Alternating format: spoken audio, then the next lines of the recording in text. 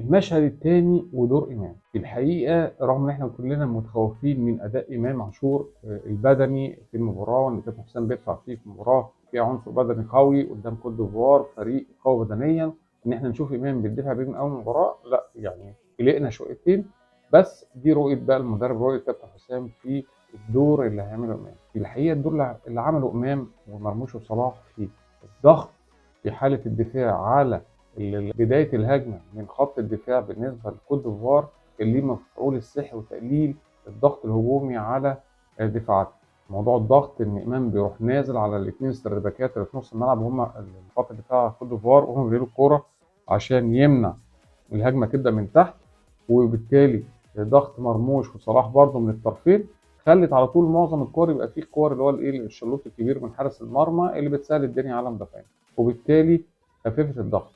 اما هنتكلم بقى عن دور امام، لا دور امام كان دور محوري. ازاي انا في حاله ما بقطع الكوره من مرحله الدفاع، ازاي انقل انا الكوره لنص ملعب الثاني، ان انا امسك كوره.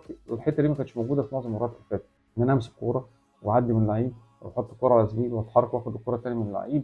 لا الموضوع مختلف تماما. لا امام عمل الحته دي بتفوق. في كام كوره اتقطعوا منه، لا بس امام بيمسك كوره بص للملعب. وطبعا وبان الدور ده تمام جدا، اللي هو الدور المحوري اللي كان كابتن حسام بيطلب من مروان، اللي مش هيقدر يعمله مروان دلوقتي عشان الجزء الجانبي الدفاعي الكبير اللي مكلف بيه.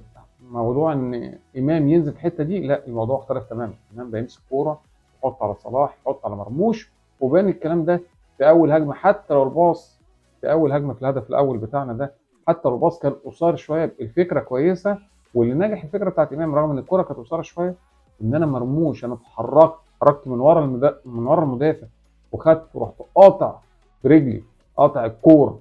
واللمه الثانيه اللي كانت احسن من القطعه اللي عملها مرموش، لمستين خلت مرموش هو حارس المرمى وطلع المدافع اللي كان جاي يغطي على المدافع اللي سبقه مرموش، خليته بره اللعبه تماما. فانا كون ان انا احط رجلي اخد الكوره واروح لامم على طول الكوره تحت رجلي اجيبها ناحيه اليمين ناحيه الشمال تاني عشان انفرد بالحارس ويبقى وجها لوجه كده والجون كله مفتوح انا في نص الجون، واحطها بالشكل الجميل ده بجنب رجلي بسهوله ما فيهاش تعقيد عشان مرموش يحرز الهدف الاول، هنقول لا تمريره ممتازه من دي الكوره اللي كابتن حسام عايزها من امام دايما. ازاي انا اعمل الباص اوصل المهاجم اوصل صلاح اوصل مرموش للجون عشان اقدر احرز الهدف.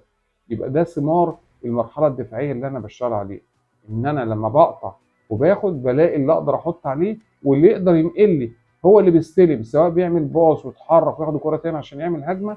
لا الحته دي ما كانتش موجوده في المنتخب والحمد لله اتوجدت. وهي دي اللي كنا بنقول عليها، وان احنا بنلعب من غير راس حربه، بتحس المهاجمين بعيد عن بعض مش حد بيوصل الكره لصلاح. لا ده كان الدور الاساسي لامام عاشور النهارده، ازاي نوصل كوره في رجل صلاح ورجل مرموش عشان نقدر نعمل فات. طب هو امام عمل ده بس؟ لا امام فاجئنا بتحرك ولا اروع من كده في الشوط الثاني، واستلم تمريره ممتازه رامي ربيعه اللي كان هايل طبعا مع كل الابطال، وراح امام وضمن الكره تماما وعاملها بوش رجل لصلاح اللي جاي مندفع عشان اضمن الكوره. لا امام عارف لما انا هعمل لك كوره بالمقاس، الباص شكله ان انا هعمل كوره بالمقاس لرجل صلاح.